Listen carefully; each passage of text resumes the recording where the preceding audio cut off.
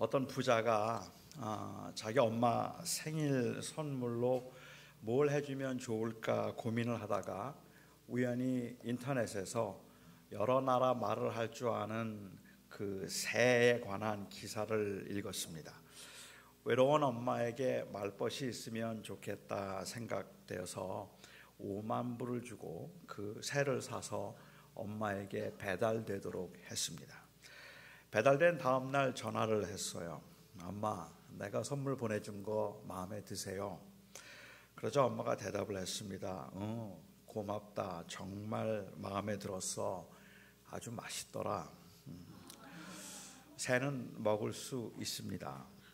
엄마가 새를 잡아 먹었어도 엄마 마음이라고 할 수도 있고, 엄마가 맛있게 먹었으면 되었다 말할 수도 있습니다. 하지만 대부분의 여러분들은 그 5만 불짜리 여러 나라 말을 할 줄 아는 새를 먹었다는 것은 상식적으로 말도 안 되는 낭비라고 아마 그렇게 생각들을 하실 것입니다. 이 이야기는 실제로 있었던 이야기는 물론 아니겠다 싶은데, 우리 주변에는 그 원래의 목적대로 사용하지 않아서 낭비되는 것들이 의외로 많습니다. 사람들이 때로는 그 가치를 모르기 때문에, 아니면 때로는 자기의 편리대로 그 가치를 왜곡시키기 때문에 사람들은 낭비를 하죠. 인생을 바꿀 만한 아주 귀한 책을 읽지는 않고 장식용 받침으로 사용을 한다든지, 최고의 성능을 가진 차를 타는 대신에 그냥 과시용 소장품 정도로 여긴다든지, 그리 많지 않은 너무 소중한 시간을 게임을 하느라고 다 써버린다든지, 아니면 교인들이 땀 흘려서 한 헌금을 가지고 도박을 하거나 자신의 사치를 위해서 사용한다든지, 제 외모에 연예계를 진출하지 않고 목회를 한다든지, 이건 다 낭비예요. 이건 다 이 낭비에 속하는 경우인데, 물론 사람마다 기준이 조금씩 달라서 이걸 꼭 낭비라고 할 수 있는가? 최고의 가치는 무엇이든 자유롭게 쓸 수 있는 인간의 자유에 있는 것이 아니겠는가라는 논쟁은 얼마든지 가능하겠지만, 원래의 목적과 그 원래의 기능을 상실해서 가치가 왜곡되는 것은 그 가치의 소중함을 생각해 볼 때는 참으로 아쉬운 일임에 틀림이 없습니다. 이런 논쟁들이 더 복잡해질 때는 제가 예를 든 것처럼 이렇게 너무 말도 안 되는 당연한 경우보다는, 원래의 목적은 아니더라도 나름대로 유용하게 쓰임을 받아서 원래의 목적대로 사용되지 않고 있음에도 불구하고 그 가치가 어느 정도 인정될 때라고 생각합니다. 서로 사랑해서 오랫동안 함께 살자고 결혼을 했는데, 그렇게 같이 결혼한 부부가 조금 더 안락하고 조금 더 편안한 그러한 환경에서 살기 위해서 열심히 남편이나 아내가 돈벌이를 하고, 그리고 돈벌이로 이 넓은 집을 사기는 했지만, 그렇게 바쁘게 사느라고 대화도 잃어버리고 관계가 서먹서먹해진다면, 그렇다면 사실은 좋은 집을 갖게 된 것이 좋은 가정을 이루기 위해서였는데, 그 수단이 그 목적을 잃어버리게 만드는 경우가 될 수도 있을 겁니다.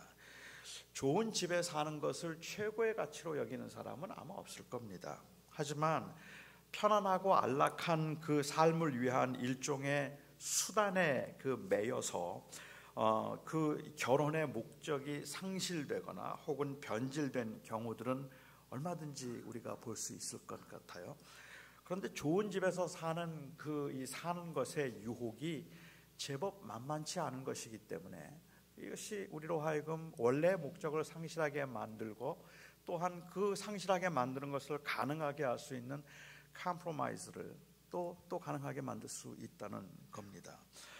저는 모든 사물이 원래의 목적대로만 사용되어야 하는 것은 아니라고 말한다면 저는 그 말에 동의합니다. 볼펜을 가지고 꼭 글씨를 쓸 것만은 아닙니다. 볼펜으로 귀를 후빌 수도 있어요. 사람을 찌를 수도 있습니다. 하지만 여러 다른 기능으로 사용될 수 있다는 그 유용성이 원래의 기능을 상실하게 만드는 것을 합리화시킬 수 있도록 하는 그러한 이 방해 요소가 될 수 있음은 우리가 놓치지 말아야 할 것입니다. 예수님 당시의 유대인들도 그랬습니다. 예수님께서는 그들의 그 열심히 있는 성경 공부 그리고 연구가 오히려 성경의 목적에 방해가 된다고 말씀을 하십니다. 성경은 최고, 최대 그리고 최장 베스트셀러입니다. 1955년에 발간되기 시작한 기네스북은 25개의 언어로 번역이 되었는데 지금까지의 판매량은 이 에베레스트 산 높이의 120배 정도가 된다고 해요. 스티브 코비가 쓴 이 성공하는 사람의 7가지 습관 32개국어로 번역이 되었습니다. 2,500만 권 정도 팔렸다고 합니다. 최근에 가장 많이 팔린 책은 해리포터의 책입니다. 해리포터의 그 시리즈가 한 4억 권 정도 팔렸다고 합니다. 엄청나죠. 하지만 성경에는 비교가 되지 않습니다. 신구약 전체 성경이 404개의 언어로 번역이 되어 있습니다. 지난 10년 동안만 39억 권이 팔렸습니다. 제가 가지고 있는 성경만도 20권이 넘습니다. 성경은 쉽지 않은 책이지만 여러 가지 면에서 유익한 책이에요. 믿는 사람이든 믿지 않는 사람이든 한 번쯤은 읽어보고 싶은 책이고 읽어야 한다는 은근히 부담을 느낄 만한 고전이기도 합니다. 이스라엘의 역사를 이해하는 데도 도움이 되고 마음의 수련을 위해서 깊이 묵상하기에도 유익한 책입니다. 정말 잘만 읽는다면 인생을 이해하고 긍정적으로 살아가도록 하는 노하우를 배울 수도 있는 책이고 기본 사상이 사랑이기 때문에 어떤 윤리적 기준으로 삼아도 아주 유익한 책임에 틀림이 없습니다. 특히 교회를 다니는 기독교인들의 경우를 보면 이 성경이라는 것을 삶과 교리의 기준이라고 생각을 하고 있기 때문에 하루하루를 경건하게 살고자 한다면 성경을 가까이 하는 것은 절대적으로 필요한 일입니다. 성경에서 하라는 건 하고 하지 말라는 걸 하지 않는다면 적어도 기독교적인 관점에서 볼 때는 거룩하게 살 수도 있을 겁니다. 교회에서는 그렇기 때문에 성경 공부도 많이 하고 그리고 성경에 대한 공부도 하고 성경으로 제자 훈련을 하기도 하고 성경으로 큐티를 하기도 하고 또 성경 구절로 달력을 만들거나 표구를 해서 집에 걸어 놓기도 합니다. 들어가며 나가면서 말씀과 가까이 하도록 교회에서는 권장을 해서 왠지 성경을 꼭 읽어야만 할 것 같은 생각이 들죠. 교회 생활을 하면서 성경을 안다는 것은 필수적인 것입니다. 성경을 가까이에서 큐티하고 성경 공부하고 성경 읽기 함께 해야 한다는 것, 아마 여기 있는 모든 사람들이 다 그 필요성을 인정하고 동의할 겁니다. 교회 생활을 잘하려면 기본적으로 성경은 좀 알아야 합니다. 교회 직분자가 성경의 내용을 모르면 그 자격에 논란이 될 수도 있습니다. 저는 교회 고등학교 1학년 때 처음 나갔어요.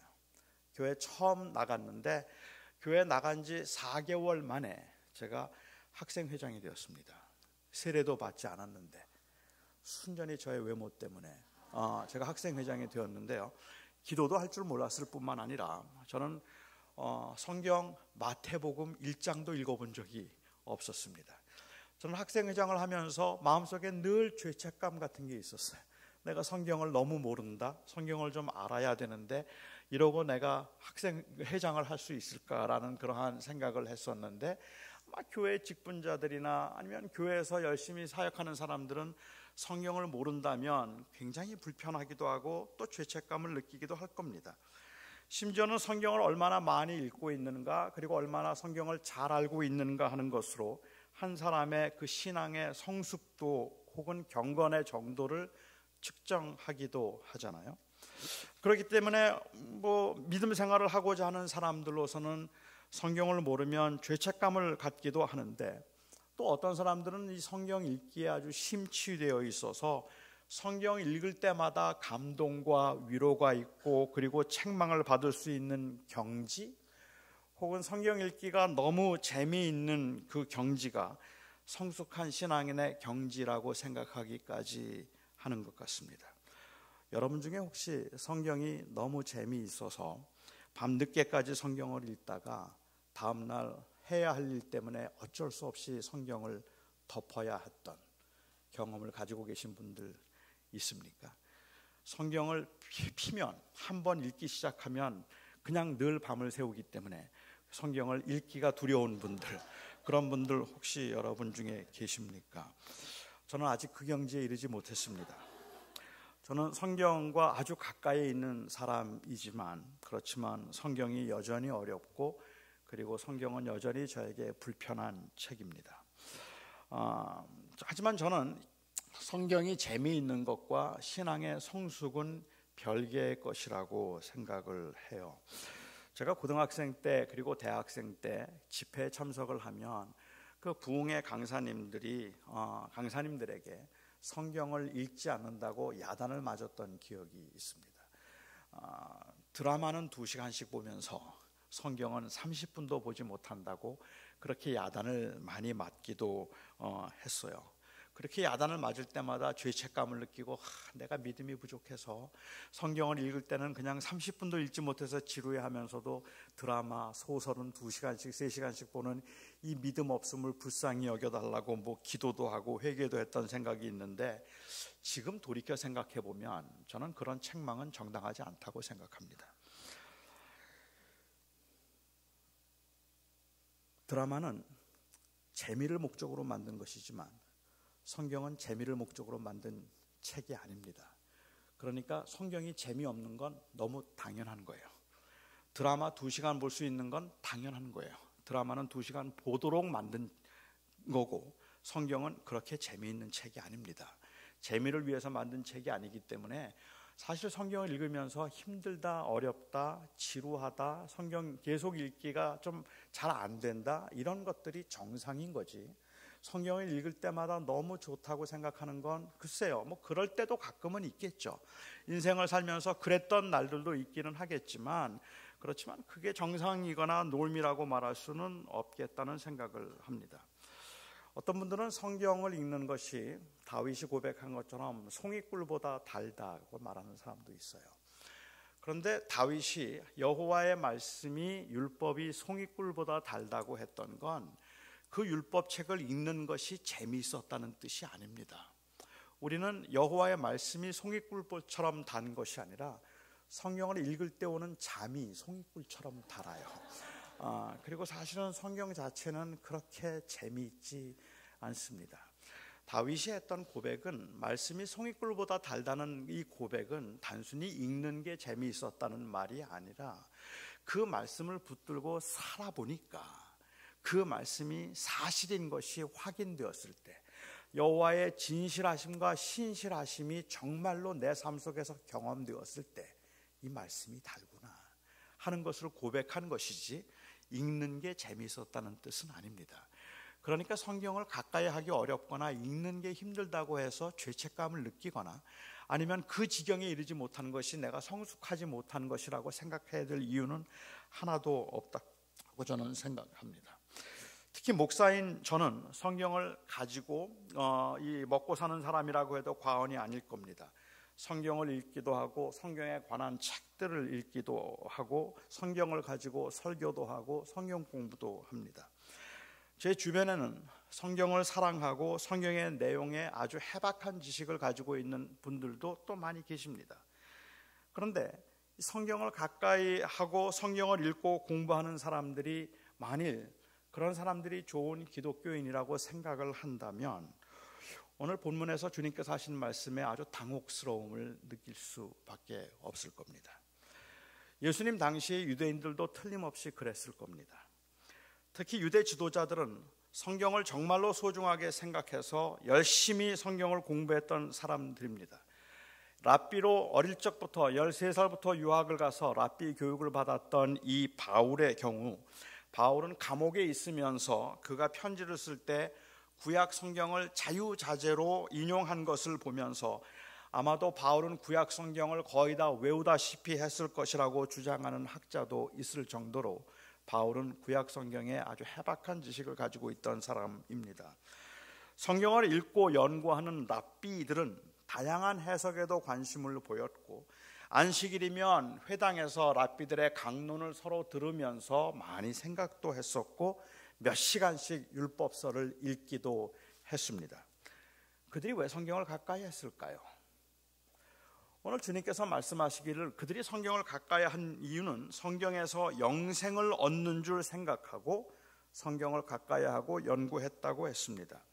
그들은 영생 혹은 생명에 대한 그 관심으로 성경을 읽었던 것입니다. 그러니까 그들은 성경의 목적을 정확하게 알고 있었던 거죠. 그런데 주님께서 그렇게 성경을 열심히 읽고 그렇게 성경을 잘 알고 있던 그 유대인들을 향해서, 지도자들을 향해서 주님께서 말씀하시기를 말씀이 너희 속에 거하지 않는다라고 말씀을 하셨어요. 그렇게 열심히 성경을 읽고 묵상하는데, 그 말씀을 붙들고 그 말씀을 공부하고 있는데 말씀이 그 안에 거하지 않는다니요. 이게 무슨 말입니까? 성경의 가르침에 대한 확신 때문에, 성경에서 하신 그 율법에 대한 확신 때문에 이방인들과 원수가 되기도 하고, 개인에게는 아무런 이익이 없음에도 불구하고 이 말씀의 순수성을 지키기 위해서 몸싸움까지 불사했는데, 심지어는 그 말씀의 가르침에 대한 확신 때문에 타 종교를 믿는 사람들과 전쟁도 마다하지 않았는데 말씀이 그 안에 거하지 않는다니요. 이들은 사실 여러 면에서 저는 요즘의 기독교인들과 달랐다고 생각합니다. 우선 그들은 성경을 가지고 다니기는 하지만 한 번도 읽지 않았던 그런 사람들이 아니었습니다. 물론 그들 중에 성경을 읽지도 않고 그냥 성경 구절을 작은 상자에 넣어서 미간이나 혹은 손목에 그냥 묶고 다녔던 사람들도 있기는 해요. 마치 성경 구절이 적힌 넥타이, 잔뜩 성경 구절을 적어놓은 넥타이를 메고 다니는 사람들처럼 옷수를 넓게 해서 성경 구절들을 거기에다 가득히 적어놓고 다니는 것 자체를 경건이라고 생각했던 사람들도 있기는 해요. 하지만 유대 지도자들은, 랍비들은 그런 사람들이 아니었습니다. 그들은 성경을 많이 읽었습니다. 성경을 잘 알았던 사람들입니다. 그들은 성경에 무슨 내용이 있는지도 모른 채 그냥 성경은 하나님의 말씀이라고 고백했던 사람들과는 다른 사람들이었다는 말입니다. 그들 안에 말씀이 없었다는 말은 정말로 억울한 말입니다. 말씀을 가까이 하고 말씀을 읽고 있는 사람들, 말씀을 연구하고 있는 사람들에게 너희 안에 말씀이 없다고 말씀하시는 것은 너무도 억울한 말이라는 거죠. 하지만 예수님께서 그들이 성경을 가까이 하지 않고 그래서 성경을 읽지 않는다는 것을 책망하고 계신 것이 아니었잖아요. 주님은 그렇다면 왜 말씀이 너희 안에 거하지 않는다고 말씀하셨을까요? 그들이 무식했다는 말일 겁니다. 성경이 영생을 얻는 길이 성경에 있는 줄 알고 열심히 연구하고 공부했지만 성경에 감추어진 심오한 뜻을 깨닫지 못했던 겁니다. 지난 2000년 동안 수많은 학자들이 성경을 연구했어도, 그리고 구약의 의미와 상징을 설명해주는 신약 성경을 가지고 있음에도 불구하고 여전히 성경이 어려운데, 신약이 완성되기 전에 살던 사람들이, 당시 사람들이 성경을 읽으면서 예수 그리스도에 대해서, 아니면 행위가 아닌 믿음으로 구원받는다는 것을 깨닫기는 어려웠을 겁니다. 성경의 맥을 찾아라, 어성경이 읽어지네, 단번에 성경을 이해하는 비결, 이런 것 좀 공부했어야 하는데 그냥 읽기만 했으니 몰랐겠죠. 그래서 그들은 맥을 잘못 잡은 겁니다. 오직 믿음으로 영생을 얻는 건데 율법 지키면 구원 얻는 줄 알고 거룩하게 살면 되는 줄 알아서 거룩하게 살려고만 애를 쓴 겁니다. 그래서 주님께서 그들 안에 말씀이 없다고 말씀하신 겁니다. 정말 그럴까요? 정말 그들이 무식해서 주님께서 그 말씀을 하셨을까요? 저는 아니라고 생각합니다. 예수님께서 이 땅에 오셨을 때 동방박사들이 예루살렘에 찾아왔어요. 별을 보고 찾아와서 메시아가 이곳에서 탄생한다고 했는데 메시아가 어디에서 탄생하는가 헤롯 대왕에게 물었던 적이 있습니다. 그렇게 물었을 때 이 헤롯 왕이 당시 서기관들과 그리고 율법학자들을 불러서 왕이 어디에서 태어나겠는가 물었어요. 그리고 그들은 정확하게 베들레헴을 알고 있었습니다. 베들레헴에서 출생합니다. 예루살렘에서 베들레헴까지가 9km밖에 안 됩니다. 메시아를 기다렸던 사람들임에도 불구하고 왕이 그곳에 탄생한다는 것을 정확하게 예언을 알고 있었던 사람들이지만 그곳에 갔던 사람은 아무도 없습니다. 그냥 그들은 그렇게 알고 있었던 사람들인데, 알고 있었어요. 그들은 메시아를 기다렸던 사람입니다. 성경의 예언이 바로 메시아를 가리켜 말하고 있다는 것을 그들은 다 알았던 사람들이고, 메시아가 유일한 그들의 그 소망이라는 고백도 있었던 사람들입니다. 그들은 거룩한 백성으로서 메시아를 기다렸던 사람들이고, 비록 메시아관이 잘못되어 있기는 했지만 결코 무식하거나 무지한 사람들은 아니었다는 말입니다. 그런데 주님께서 너희 안에 말씀이 없다고 말씀하셨어요. 그 이유가 뭘까? 38절에서 주님은 이렇게 말씀하십니다. 그 말씀이 너희 안에 거하지 아니하니 이는 그가 보내신 이를 너희가 믿지 아니함이라. 39절과 40절 말씀입니다. 너희가 성경에서 영생을 얻는 줄 생각하고 성경을 연구하거니와 이 성경이 곧 나에 대하여서 증거하는 것이라. 그러나 너희가 영생을 얻기 위하여 내게 오기를 원치 아니하는도다. 예수가 메시아인지 아닌지에 확신이 없었던 게 아니란 말입니다. 영생을 얻기 위해서 성경을 읽는다고 하면서도 그들의 관심은 영생이나 하나님 나라에 있었던 것이 아니라는 말을 주님께서 하시는 겁니다.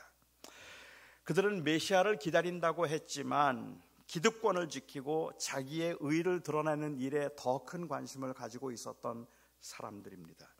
성경을 읽고 연구했지만 자신들이 성경의 내용을 많이 알고 있다는 것으로 그렇지 못한 사람들과 차별화되려고 했고, 율법의 여러 규정들을 만들어서 자기들이 얼마나 의로운 사람인가 하는 것을 보여주고 싶었던 사람들입니다. 그래서 그들은 마치 진리의 수호자라도 된 것 마냥 자신들의 신학적인 입장과 맞지 않는 사람들을 무조건 정죄했고, 자기들이 만든 그 전통과 규례를 울타리를 만들어서 그 안에만 영생이 있다고 가르쳤던 사람들입니다. 그러니까 엄밀하게 말하면 그들은 영생에 관해서 말을 하고 있었지만 영생에 관심이 있었던 것이 아니라 이 세상에서의 신분 상승, 그리고 안락한 삶, 사람들로부터의 인정에 관심이 있었던 사람들입니다. 영생에 대한 관심이 있었죠. 하지만 그 관심이 궁극적인 것이 아니었기 때문에 이 세상에서 그들이 가지고 있는 다른 것들에 대한 관심 앞에서 언제나 영생에 대한 관심은 뒷전으로 물려나야 했습니다. 그런데 문제는 뭐냐면 설교를 시작하면서 제가 말씀을 드렸던 것처럼 영생에 대해서 말하고 있다는 것과 어느 정도 관심을 가지고 성경을 가까이 하고 있다는 이 사실 때문에 그들의 궁극적인 관심이 세상에 있음에도 불구하고 그것을 문제가 있다고 생각하지를 않았다는 말이에요. 괜찮은 신앙인이라고 생각을 했던 겁니다. 한 율법사 그리고 부자 관원이 예수님을 찾아왔습니다. 그리고 예수님에게 어떻게 하면 영생을 얻을 수 있는가라는 아주 철학적이고 신학적인 질문을 합니다. Rabbi, how can we attain eternal life? 어떻게 하면 영생을 얻을 수 있겠습니까? 그런데 주님께서는 그렇게 묻고 있는 이 부자 청년의 의도를 아셨습니다. 이 청년이 말하기를, 관원이 말하기를, 선한 선생님이여, good teacher, how can we attain eternal life? 어떻게 하면 내가 영생을 얻을 수 있습니까? 라고 그렇게 물었던 그 부자 관리에게 주님께서는 어찌하여 내가 나를 선하다고 하느냐? 선한 분은 오직 하나님 한 분뿐이라 라고 대답을 하셨습니다. 주님이 참 삐딱합니다. 그렇죠. 그냥 아니 주님이 선하지 않으신가요? 주님 하나님이시잖아요. 그러니까는 선한 선생님이라고 말하면 그러면 왜 이렇게 말씀하시면 될 텐데 하나님 한 분만이 선하신데 왜 너는 나를 선하다고 말하느냐라고 말씀을 하셨단 말입니다. 그런데 주님께서 그렇게 대답하셨던 것은 이 관원은 진정으로 영생을 얻는 길을 알고 싶어서 물었던 것이 아니라 자기들의 의와 경건함을 통해서 영생을 얻었음을 확인하기 위해서 묻고 있는 것이고, 선한 선생님이여라고 묻는 그 의도 속에는 당신이 선한 것처럼 나도 선합니다라는 그 의도에서 묻고 있다는 것을 주님이 아셨단 말이에요. 그렇기 때문에 왜 나를 선하다고 부르느냐? 다시 말하면 지금 내가 선하다는 것을 말하기 위해서, 내가 영생을 얻기에 충분할 만큼 선하다는 것을 말하기 위해서 나를 선하다고 말하느냐라고 주님께서 그렇게 지적을 하셨다 말할 수 있습니다. 그리고 주님께서 부자 청년에게 말씀하시기를 내가 나를 따르려거든 가진 것을 다 팔아서 가난한 자에게 주고 나를 따르라. 아니, 다른 율법들을 다 알고 있어서 율법대로 살았다고 말하고 있는 그에게, 모든 계명을 지켰다고 말하는 그에게 내 말이 맞다, 내가 모든 계명을 다 지켰는데 한 가지 부족하구나. 가진 것을 다 팔아서 가난한 자에게 주고 그리고 나를 따르라. 주님께서 말씀을 하셨던 말이죠. 그런데 이거는 주님께서 원래 가르치셨다는 게 아니에요. 주님은 그 주님을 따르던 12제자의 누구에게도 가진 것을 다 팔아서 가난한 자에게 주고 나를 따르라고 말씀하신 적이 없단 말입니다. 오히려 그 누가복음 18장에 나오는 사건 바로 이후에 19장에 삭개오에 관한 이야기가 나오잖아요. 삭개오가 그가 하나님의 은혜를 깨닫고 주님을 만나고 난 다음에 너무 감격해서 자기 재산의 절반을 가난한 자에게 나눠주겠다고 했습니다. 그때 주님이 뭐라고 하셨어요? 구원이 오늘 내 집에 임했다고 말씀하셨잖아요. 아니, 삭개오 보고는 반만 내놓으라고 말씀하시고 지금 이 부자 청년에게는 다 내라고 말씀하시면 이건 합당한 게 아니지 않느냐는 말입니다. 그런데 주님께서 말씀하시는 의도는 어떻게 하면 영생을 얻을 수 있는가 하는 것을 이야기하고 있는 것이 아니라 자기의 의를 드러내기 위해서 나는 선한 사람이고 내가 모든 것을 다 지켰으니까 나는 영생 얻기에 합당하지요 라고 묻고 있는 그에게, 그것을 자기의 의처럼 여기고 있는 그에게 주님께서 말씀하고자 하시는 것은 내가 정말로 영생의 가치를 아느냐는 질문을 하시는 거죠. 가진 것을 다 팔아서 가난한 자에게 주어도 될 만큼 내가 영생을 소중하게 생각하니? 그 영생에 대한 그 확신과 영생을 소중하게 여기는 마음이 없으면서 어떻게 하면 영생을 얻을 수 있을까라는 그 질문은 궁극적으로는 자기를 드러내기 위한 질문에 그 이상 아니기 때문에 주님께서는 그것을 지적하셨던 것입니다. 결국은 우리가 정말로 주님을 믿는다고 말하면서도 그 주님에 대한 진정한 관심이, 궁극적인 관심이 우리에게 있는가 하는 것이 문제이고, 어쩌면 우리가 그 하고 있는 그 신앙 고백에 대해서 세상 사람들이 지금 우리는 영원한 생명을 믿고 하나님 하늘나라의 소망을 두고 살아가고 있다고 말하지만, 그렇게 말하고 있는 저희들을 보면서 현대 기독교를 보면서 세상 사람들은 그 고백이 진실하지 않다고 생각하는 거죠. 어떻게 하면 영생을 얻을 수 있습니까? 라고 그 묻고 있는 그 질문의 의도를 아시는 주님이 그 부자 관원이 진실하지 않았다고 생각하는 것처럼 오늘 현대인들도 기독교인들이 예수 그리스도를 주라고 믿고 하늘의 소망을 두고 산다는 것에 대해서 진실하지 않다고 생각하는 겁니다. 아마 같은 맥락에서 주님께서는 부자에게 돼지에게 진주를 던지지 말며 개에게 거룩한 것을 주지 말라고 말씀하셨다고 저는 생각합니다. 주님은 돼지에게 진주를 던지지 말라고 말씀하셨어요. 이 말씀이 무슨 뜻일까요? 돼지를 잘 분별하라는 말씀일까요? 그래서 돼지에게는 진주를 던지는 일을 하지 말라는 그러한 의도였을까요? 저는 제가 초등학교 5학년 때 교회라는 곳을 처음 나가보았습니다. 교회가 너무 좋았습니다. 그리고 교회를 너무 좋아서 일주일에 3번씩 나갔어요. 주일날도 가고 토요일날도 가고, 교회가 바로 옆집이었기 때문에 저는 교회에서 거의 살다시피 했습니다. 그리고 초등학교 6학년 때 교회에서 쫓겨났습니다. 목사님 아들을 때렸어요.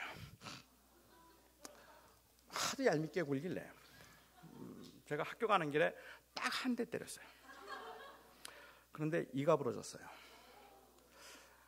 저는 그때 이게 제 몸에 소림사에 피가 흐른다는 걸 이제 그때 알았는데, 지금 생각하면 사모님이 이해가 좀 돼요. 사모님이 학교 가던 아들이 이가 부러져서 왔으니까 얼마나 놀라셨겠습니까? 학교까지 저를 찾아오셨어요. 그리고 제 멱살을 잡고 경찰서 가자고 막 그러시면서 막 야단을 치더니 이젠 교회 나오지 말라고 하세요. 그러니까 제가 그 다음부터 교회 안 나갔습니다. 저는 그때 모든 교인들은 다 위선자라고 생각했어요.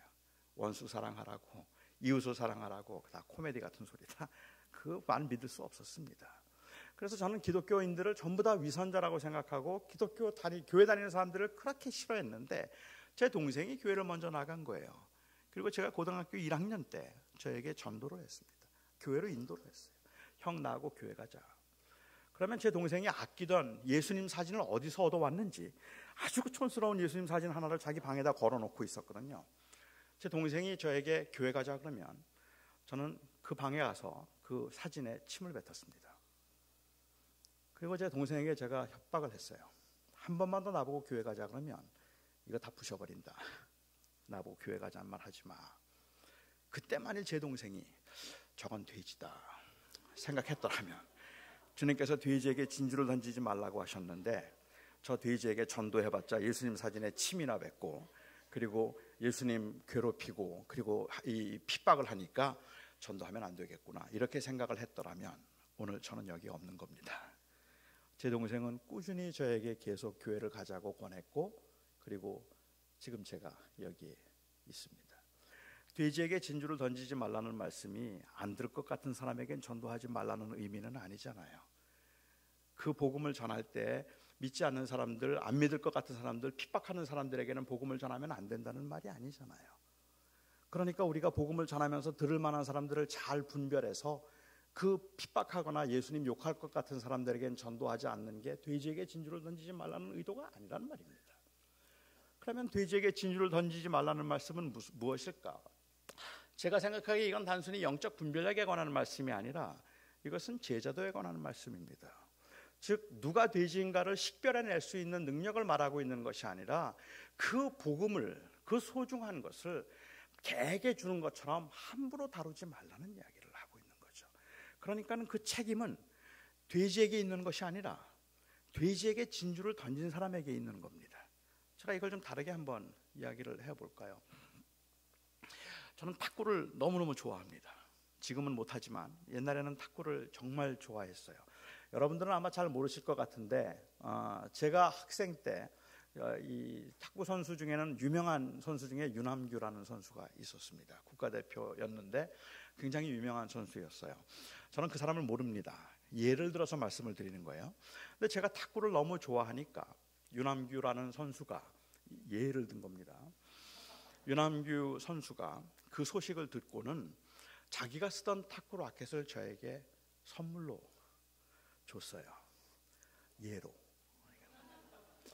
저는 윤함규 선수를 너무 좋아했기 때문에, 그리고 탁구를 너무 좋아했기 때문에 그 윤함규 선수가 자기가 쓰던 라켓을 저에게 선물로 주었다는 게 너무 감동스러웠어요.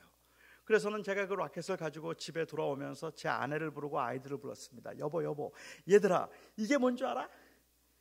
이 라켓이 윤함규 선수가 쓰던 라켓인데 이건 돈을 주고 살 수 있는 게 아니야. 이건 정말 귀한 거야. 윤함규 선수가 쓰던 거라니까 라고 그렇게 막 흥분해서 이야기합니다. 하지만 우리 아이들은, 그리고 제 아내는 탁구를 몰라요. 윤함규 선수도 몰라요. 탁구 좋아하지도 않아요. 그러니까 그냥 시큰둥해요. 아니, 이 윤함규 선수가 쓰던 거라니까 이거는 진짜 귀한 거야. 제가 그렇게 이야기하는데도 별로 감동이 없어요. 이런 멍청한 것들, 이 귀한 걸 가치를 모르다니 막 그리고 안타까워하죠. 그리고는 제가 그것을 그냥 응접실에 내버려 두었어요. 그리고는 제가 그 윤함규 선수가 쓰던 그 라켓을 가지고 어느 날은 안마를 해요. 어느 날은 그걸로 못을 박아요. 어느 날은 파리를 잡아요.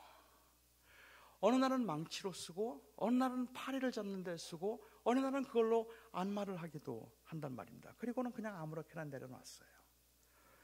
제가 어느 날 밖에 나갔다 들어왔더니 제 아내가 그 위에다 커피잔을 올려놨어요.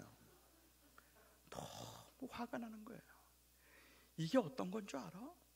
이게 윤함규 선수가 쓰던 라켓이야. 그런데 여기다가 커피잔을 올려놔? 도대체가 이 가치도 모르는 이 돼지 같은 인간들은 어떻게 하면 좋은 거지? 막 열을 내면서 제 아내에게 막 화를 냅니다. 자, 여러분에게 한번 물어볼게요. 누구 잘못이에요? 제 잘못입니까? 제 아내 잘못입니까? 제 잘못이죠. 제가 만일 그 라켓을 정말 소중하게 하다고 말했던 것처럼 그것을 제가 아끼고 쓰다듬고, 그리고 그것을 서재 위에 올려놓고 들어가면서 한번 보고 나가면서 한번 보고, 와, 어떻게 이게 여기 와 있지? 어떻게 이게 여기 와 있지? 그렇게 막 제가 그것을 좋아했다면 제 아내는 절대로 그 위에다 커피잔 못 올려놓습니다. 제 아내는 제가 그것 가지고 부채질하는 거 봤어요. 망치질하는 것도 봤어요. 그러니까 커피잔 올려놨어요. 돼지에게 진주를 던지지 말라는 주님의 말씀은 그냥 단순히 잘 분별해서 안 들을 사람에겐 전도하지 말라는 말이 아니라 내가 소중하게 여기는 것을 소중하게 여겨서 다른 사람들이 함부로 다루지 못하게 하라는 말입니다. 그런데 영원한 생명을 믿는다고 하면서도 이 땅에 살고 있는 그리스도인들이 아주 사소한 것조차도 세상 사람들에게 양보하지 않으려고 하고, 이 땅에 살면서 우리는 하늘나라의 소망을 두고 산다고 이야기를 하면서도 아주 작은 일에도 낙심을 해서, 그래서 마치 인생에 아무런 의미도 없는 것처럼 그렇게 절망하는 모습을 보면서 사람들은 우리에게 묻는 거죠. 정말 영생이 있기는 한 건가? 그 예수 그리스도를, 성경을 가까이 함으로 구원을 받는다고 말을 하는데 그 구원이 얼마나 가치 있는 건가? 라는 질문을 하고 있는 거라는 말입니다. 그래서 주님께서 그들에게 선언하셨습니다. 너희 안에 말씀이 없다. 성경은 나에 대해서 증언하고 있지만 너희는 나에게 오기를 원하지 않는다. 성경에 길이 있다고 믿고, 그리고 또한 성경을 그래서 연구하면서도 그들은 예수님을 믿지 않았습니다.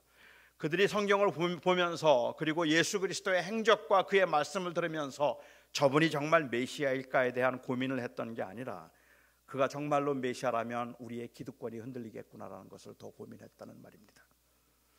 성경 연구는 자신의 의를 드러내고 경건함을 보이는 수단이었을 뿐이지 그 말씀에 순종할 마음은 그들에게 전혀 없었습니다. 성경을 연구하면서도 그들은 그들의 죄를 보지 못했고 하나님의 의를 보지 못했고 메시아를 통한 영생을 그가 보지 못했습니다. 볼 수 없었습니다. 바로 자기의 의, 자기의 만족 때문에. 성경은 그들을 겸손하게 한 것이 아니라 교만하게 만들었어요. 성경은 그들로 하여금 하나님을 바라보게 만든 것이 아니라 자기 자신을 바라보게 만들었습니다. 그래서 성경을 많이 읽은 사람들이 분쟁을 일으키고, 그리고 성경을 가까이 하는 사람들이 사람들을 쉽게 판단하고 정죄했습니다.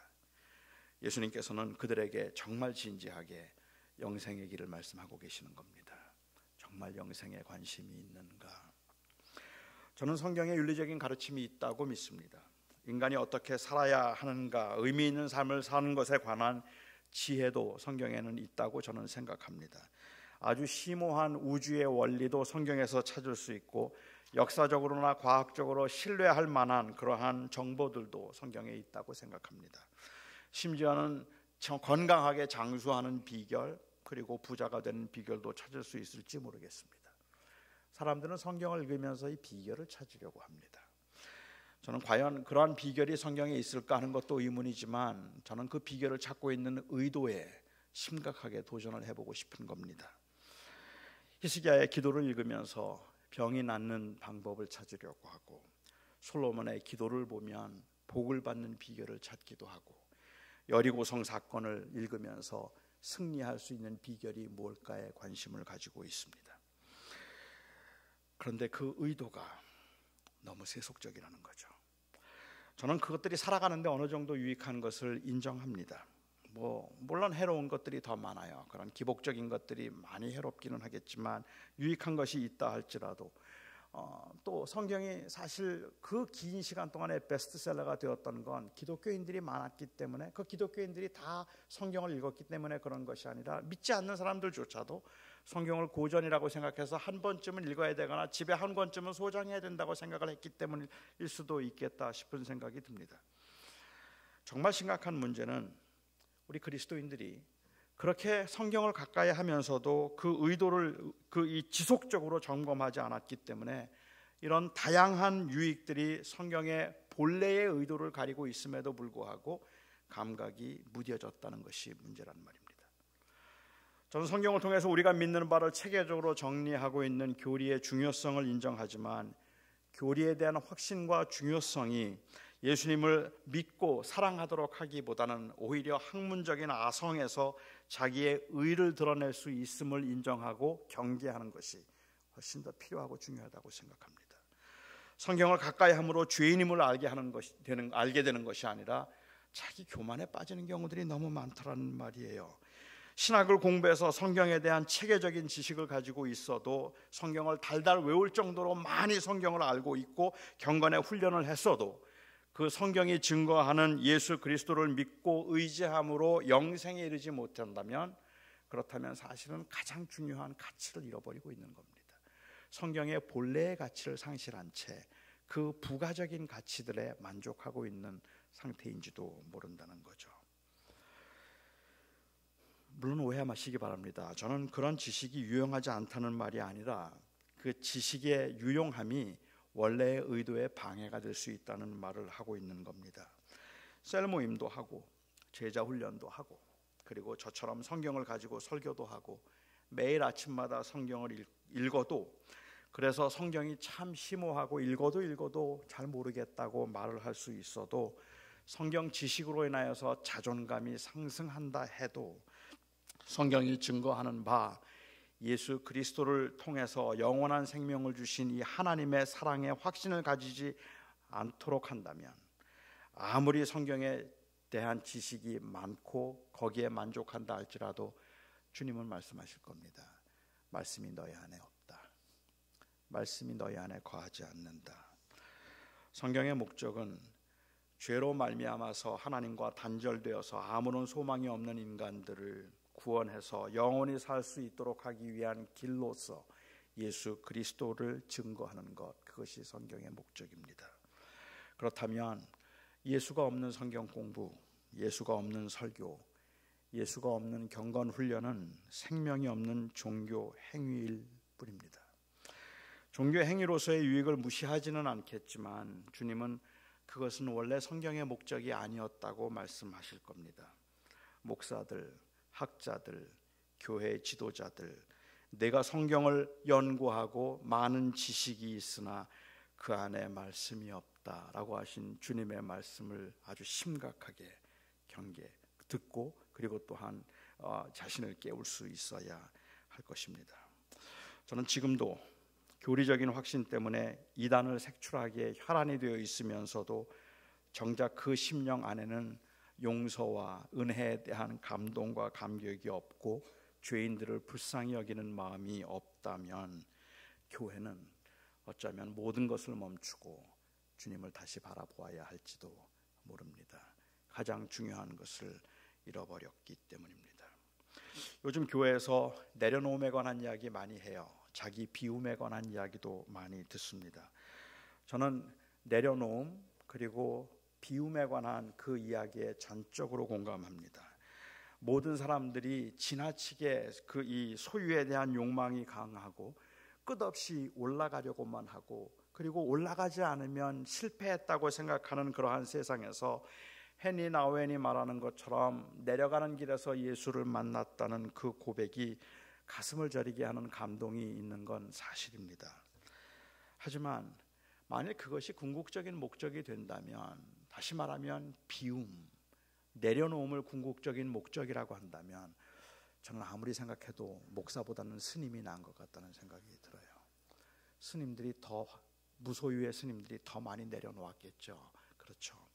어쩌면 그래서 그것이 궁극적인 목적이 된 것 같기 때문에 모든 사람들은 모든 종교는 같다고 말하고 스님의 강론이나 목사의 설교에서 큰 차이를 찾지 못하고 있는지도 모릅니다. 성경의 궁극적인 목적 그리고 이 궁극적인 목적 그리고 설교의 궁극적인 목적은 내려놓음이 아닙니다. 높여드림입니다. 성경과 설교의 궁극적인 목적은 비움이 아닙니다. 채움입니다. 설교가 달라야 하는 이유가 있다면, 아니 설교가 독특해야 되는 이유가 있다면 그것은 그냥 자기를 비우는, 그것을 통한 자기 만족과 경건 훈련에 있는 게 아니라 예수 그리스도로 그 마음을 채우고 오직 그리스도만이 나의 주님이라는 고백을 할 수 있기 때문에 그것이 다른 거죠. 성경이 추구하는 진정한 웰빙은 그냥 비움이나 아니면 심플 라이프가 아니라 이 땅에서의 편안하고 안정된 삶이 아니라 예수님과의 동행입니다. 그것이 바로 성경이 말하는 spiritual well-being입니다. 예수가 없는 설교, 예수가 없는 신학은 아무리 유익해도 그거는 생명이 없는 설교이고 생명이 없는 신학입니다. 성경의 목적은 생명을 주는 것이고 이 생명은 오직 예수를 통해서 얻기 때문에 그렇습니다. 그래서 주님께서는 당시 종교 지도자들을 향해서 너희 안에 말씀이 없다 하셨습니다. 그렇게 성경을 많이 읽는데, 그렇게 해박한 지식을 가지고 있는데, 그리고 늘 성경과 함께 살고 있는 사람들이고 매일 성경을 목에도 이 옷에도 걸고 이 미간에도 그리고 손목에도 걸고 다니는 사람들인데 말씀이 없다 하신 겁니다. 제가 얼마 전에 필 주커맨이라고 하는 무신론자의 이 종교 없는 사회라는 책을 종교 없는 삶이라는 책을 읽었습니다. 저는 솔직히 그 책을 읽으면서 섬뜩할 만큼 그 무신론자의 글에서 공감할 수 있는 부분들이 많았어요. 그가 말하려고 했던 내용 중에 그 논리의 핵심은 종교가 없을 때 인간은 훨씬 더 포용력이 생기고 그리고 배려심이 생긴다는 것이 그가 말하려는 핵심이었습니다. 종교를 통한 이 절대적 확신, 그 하나님에 대한 절대적 신념은 배타성을 만들어내서 분쟁을 가능하게 만들기 때문이라는 것이죠. 비슷한 맥락에서 예일 대학교의 미로슬라프 보프라고 하는 그 교수는 알라라는 책에서, 기독교인이지만 알라라는 책에서 이슬람과 기독교의 하나님은 같은 하나님이었음을 강조했습니다. 종교적 특성상 하나님이 같다고 해야 그 분쟁과 싸움에 마침표를 찍을 수 있다고 생각했기 때문입니다. 이 주커만은 조금 더 나아가서 종교가 보장하는 행복, 종교가 보장하는 성공은 사실은 종교 없이도 얼마든지 가능하다는 것을 강조했습니다. 예수 믿으면 복 받는다고요. 예수 안 믿어도 복 받는다고 말할 수 있다고 그는 이야기합니다. 예수 믿으면 행복하다고요. 우리 잘 알죠. 예수 믿지 않는 사람들이 더 행복해요. 잘 살아요. 예수 믿는 사람들만 정말 다 형통하고 잘 된다면 그 입사 시험을 봤는데 예수 믿는 사람은 다 붙고 안 믿는 사람은 다 떨어졌다면 다 예수 믿을걸요. 그런데 그건 사실이 아니에요. 우리가 살아가고 있는 이 세상에서 적어도 우리가 추구하는 것이 그런 행복이라면, 그런 성공이라면 주커맨은 아주 자신 있게 말할 수 있다는 말입니다. 안 믿어도 그건 우리도 할 수 있다라는 이야기를 할 수 있다고 이야기를 했습니다. 저는 이런 말들이 현대 청년들에게 아주 설득력 있는 말로 들리겠다는 생각을 했습니다. 제가 그렇게 생각했던 이유는 제가 그들의 말에 단순히 공감할 수 있거나 아니면 그들의 이 말이 맞는 말이라서가 아니라 그동안 우리 청년들이 보았던 기독교는 예수님 당시에 종교 지도자들의 그것과 크게 다르지 않았기 때문에 그렇단 말이에요. 그렇기 때문에 청년들은 그 말에 공감을 할 수도 있겠고, 그래, 예수 믿는 사람들이 너무 배타적이고 포용력이 없는 건 사실이지라고 공감할 수 있겠다는 생각을 했단 말입니다. 영생을 얻을 수 있다고 생각해서 성경을 가까이 하기는 했지만 결국은 기득권을 지키는 데 혈안이 되고 자기들의 입장을 수호하는 것이 가장 중요한 일이 되어서 이 성경이 증거하는 바 예수님이 오셨을 때 주님께 오기를 원치 않았던 것처럼 현대 기독교도 정말 그리스도의 주되심을 인정하고 무릎을 꿇어야 할 때 이제는 주님입니다라고 말하고 그 앞에서 자기를 비우고 낮춰야 할 때 무릎을 꿇기보다는 불의와 야합해서라도 권력과 신분을 지키려고 했던 것이 현대 교회이기 때문에 그렇습니다. 그리고 그것이 우리 청년들이 보았던 한국 기독교의 모습이기 때문에 그렇습니다. 그들에게 예수님이 메시아라는 확신이 없어서 예수님께 오지 않았던 것 아닙니다. 그랬다면 그들은 정직한 사람들입니다. 요한이 요한복음을 통해서 거듭거듭 강조하고 있는 것은 그들은 알고 있었지만 그 기득권을 지키기 위해서 올 수 없었다는 겁니다. 그들은 예수가 메시아라고 하는 것에 대해서 그들은 두려울 만큼 그럴지도 모르겠다는 생각을 했지만 메시아라고 하면 그 메시아가 그 기득권에 도전하는 그것이 너무 두려워서 그동안에 얻은 것, 그동안에 쌓은 것들을 잃어버리는 것이 너무 두려워서 차라리 그를 죽이자고 생각했다는 말입니다. 어쩌면 그것이 오늘날 우리들의 모습일지도 모르겠다는 생각을 한다는 말이에요. 정말 그리스도의 복음을 위해서 희생해야 될 때, 용서해야 될 때, 덮어주어야 할 때, 감싸주어야 할 때, 아니 자기의 잘못을 인정하고 처절하게 하나님 앞에서 회개하고 무릎을 꿇어서 내가 하나님 앞에 죄인이라고 고백을 해야 될 그때에 그것이 나에게 끼치게 될 그 손해와 그리고 또한 내가 잃어버리게 될 그 신분들 때문에 결국은 그렇게 하지 못하고 세상과 야합하고 그리고 세상에서 손가락질을 받으면서도 그냥 뻔뻔하게 그 자리를 지키려고 하는 그 모습들이 많은 젊은이들로 하여금 혼란스럽게 만들기도 했다는 겁니다.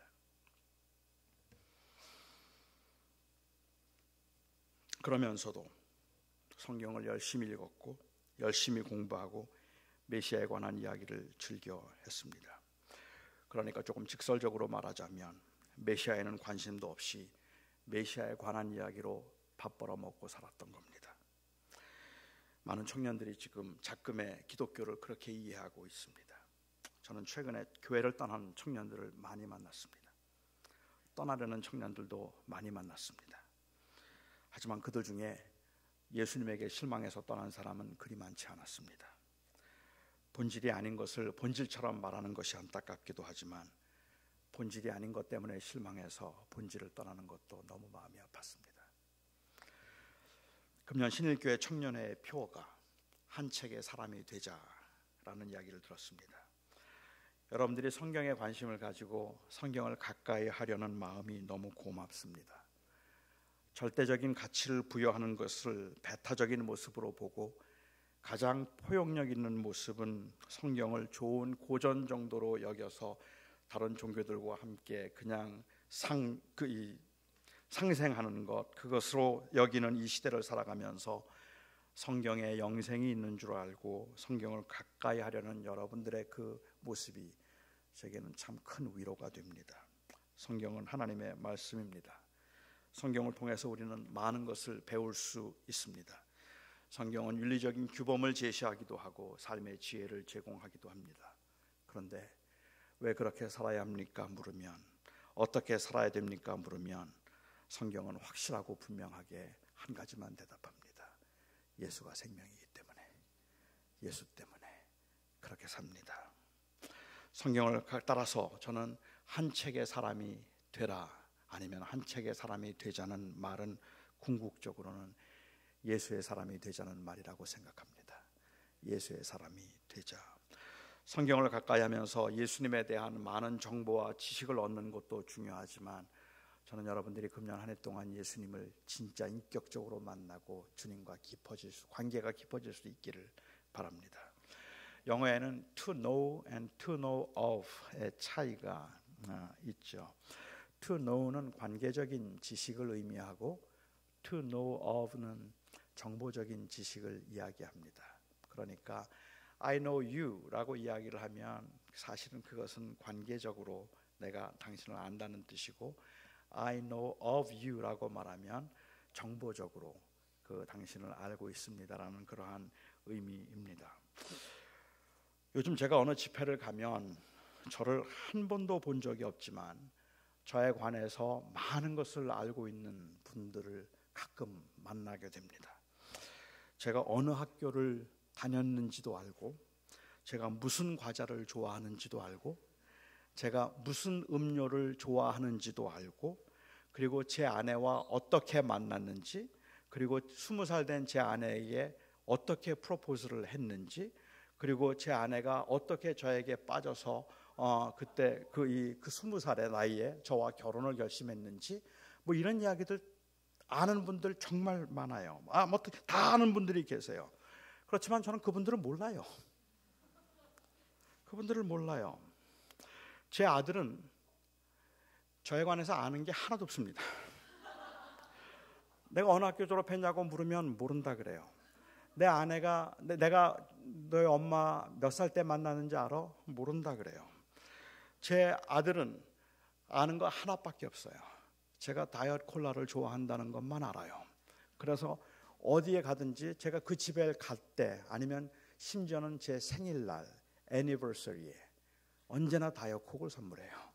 그냥 그게 저는 제일 좋아한다고 생각하기 때문에 그렇죠. 저에 대해서 정말 아는 게 아무것도 없어요. 그런데 저는 제 아들을 압니다. 그리고 제 아들은 저를 알아요.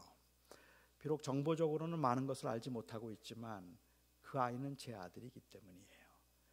많은 사람들이 저에 관해서 많은 것을 안다고 하더라도 실제로는 관계적인 지식이 아니라 그냥 정보적인 지식인 경우들도 많이 있을 겁니다. 주님이 하신 말씀 여러분도 기억하실 겁니다. 그날에 많은 사람들이 나더러 이르되 주여 주여 우리가 주의 이름으로 선지자 노릇하며 주의 이름으로 귀신을 쫓아내며 주의 이름으로 많은 권능을 행하지 아니하였나이까. 그때 주님이 내가 너를 도무지 알지 못한다. 조금 정확하게 말하자면 I never knew you. 나는 너를 안 적이 없었다. 그러니까 신앙생활 잘 하다가 중간에 잘못된 사람들을 이야기하고 있는 것이 아니라 종교적인 열심도 있었고 교회도 열심히 다니고 성경도 열심히 읽고 있었지만 주님과 인격적인 관계가 없었기 때문에 I never knew you. 난 널 몰랐어 라고 말하는 그 사람들에 관한 이야기입니다. 사람들은 성경을 통해서 예수 그리스도를 발견하고 또한 그들이 발견한 예수 그리스도 때문에 성경을 가까이 합니다. 우리 신일교회 청년 여러분, 성경을 가까이 하시기 바랍니다. 성경을 많이 읽으시기 바랍니다. 한 해 동안에 성경에 대한 이해가 더욱 풍성해지고 깊어질 수 있으면 좋겠습니다. 하지만 여러분의 지식이 정보적인 지식이 아니고 관계적인 지식이 될 수 있기를 바랍니다. 여러분 성경 많이 읽을 때 경계하십시오. 그 성경의 지식이 여러분을 교만하게 만들 수도 있습니다. 그것이 마치 내가 더 많은 것을 알고 있고 성경을 더 가까이 했기 때문에 의로운 자가 된 것처럼 그것에 의해서 다른 사람들을 판단하거나 내가 아는 것에 의해서 그것을 알지 못하는 사람들을 정죄하게 될 수도 있습니다. 우리가 성경을 점점 깊이 알아간다면, 진짜 성경을 진실하게 읽는다면 우리는 그 성경을 통해서 우리가 얼마나 철저하게 죄인인 것을 알아야 할 것입니다. 그리고 예수 그리스도가 그런 우리를 위해서 어떻게 이 땅에 오셨는지, 어떻게 그가 나의 주인이 되셨는지를 우리가 인정할 수 있게 될 것입니다.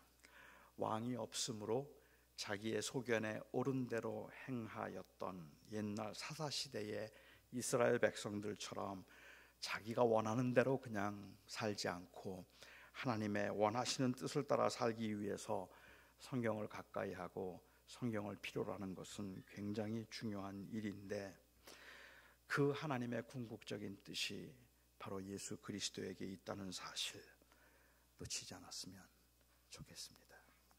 그래서 저는 감히 한 책의 사람이 되자라는 그 표어를 다르게 한번 이야기를 하자면 여러분들의 의도가 어떤지는 모르지만 예수의 사람이 되자라는 말로 한번 표현하고 싶습니다. 성경을 통해서 주님과의 관계가 깊어질 수 있고 그냥 정보를 많이 얻는 것이 아니고 지식이 늘어나는 것이 아니라 그 지식이 늘어나면서 주님과 더 깊어질 수 있기를 바랍니다. 기도하겠습니다.